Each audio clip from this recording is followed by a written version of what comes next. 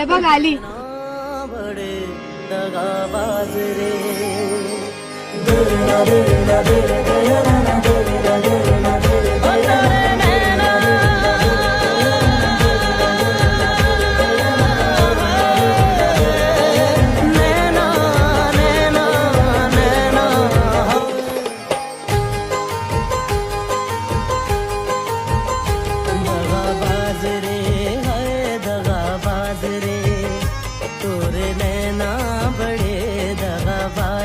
हे चला ना आपण त्या आपल्या जुन्या कट्ट्यावर जाऊन बसू.